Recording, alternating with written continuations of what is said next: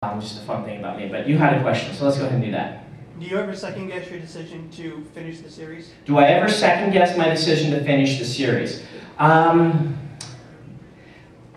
Yes and no. I mean, there are little voices. Anytime you're doing something really hard, like, I've never run a marathon, but I assume some of you people who are more into, Did you just say you hear other voices? I hear lots of voices. I do. That's one of the signs of being a writer. Thank you very much.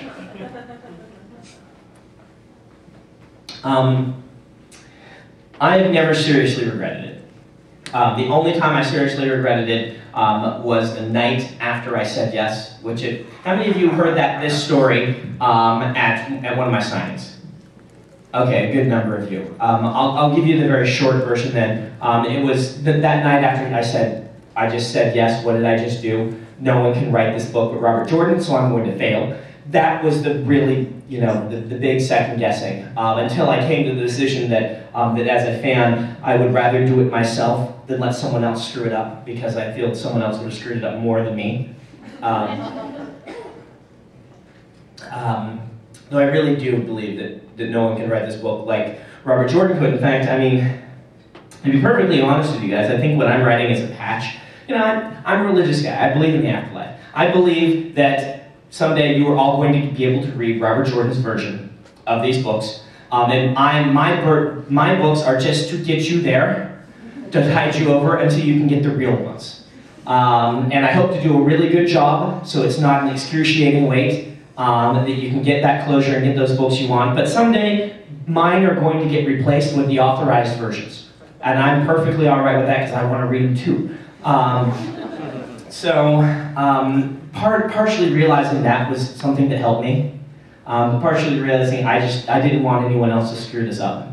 And occasionally, like when I'm in the middle of just something really hard, I'm like, why did I decide to do this? Why did I become an author? I should have been a computer programmer, like something normal, like my brother. But that doesn't happen very often because I really do just love doing this. And if I stop for 5 minutes, after 5 minutes, I'm like, oh, I gotta get back to my writing. Though I did give up Halo 3 and Final Fantasy 13 to write these books. So I told people that I don't get to play Halo 3 until I finish the Wheel of Time. That's what I told myself. And then the Wheel of Time stretched out, and I'm like, you guys have to play Final Fantasy 13 for me because I can't play it for a few years. I love those games. I'm not missing a whole lot. I've heard that. I've heard the 13th one doesn't have to have a lot of mini games and things, which is kind of sad. But anyway, all right, question over here. Quick two-parter. Who did the sketches in Way of Kings, the internal stuff? Okay, first question is who did the sketches in Way of Kings? I actually hired 6 different artists. Based on their styles and their line art. Isaac is doing all the maps. He did the maps for the Mistborn books. One of the things I approached him with and said is, I want the maps to be maps from in-world, which means that I want each of them different maps to have a different feel, as if they were drawn by a different artist. And so one is, a painting done by this painter who visited this area once and then painted this grand version of it that's actually not that accurate, and then wrote, named a few things after himself. That's kind of funny. Isaac did that. And other maps are detailed surveys by the Royal Surveyors. Other maps, one of them is actually a map scratched into the back of a shell that some soldier just carried around to get his way through the camp. That isn't, that's just, things like that. And so that's where, I had a different artist, Ink Thinker, who's worked with me on some stuff. If you've seen some of his Mistborn fan art, I really like. He's good with line art. He's doing the sketchbook pages. There are 6 of those. And then there are 4 other artists doing 1 page each that are art from the world, where I wanted somebody who could do an illuminated manuscript or, these different sorts of things. So. Second part was, is there any part of Way of Kings that kind of lends itself to merchandising, like, the medals that are necklaces and the... Right, as a merchandising, I don't think, is there anything in Way of Kings that lends itself to merchandising? I don't think of this when I'm writing the book. It's just not appropriate. But there are 6-foot-long magical swords that can cut through anything. So, one of the things about Way of Kings is that for a while I've been wanting to write a book that dealt with magical technology, the advent of magical technology. I've always, part of me as a fanboy is wish that we got a book during the Age of Legends. and we never did. And part of me is fascinated by that concept of magic replacing technology or working as a hybrid. And so Way of Kings is taking place in a world where we're right on the advent of that.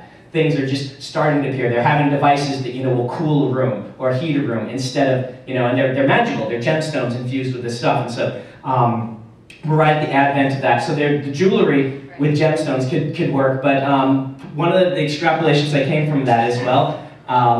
What would I do if I had access to stuff like this? I would make magical plate mail power armor. And so we have suits of armor, which are knights in plate mail, big, cool things that actually are magical powered, so you can punch through walls and jump off buildings and stuff. And so I don't know if we want to sell suits of plate mail, but that could be cool. But the gemstone thing could work very well. Yeah. So that's what's going on there.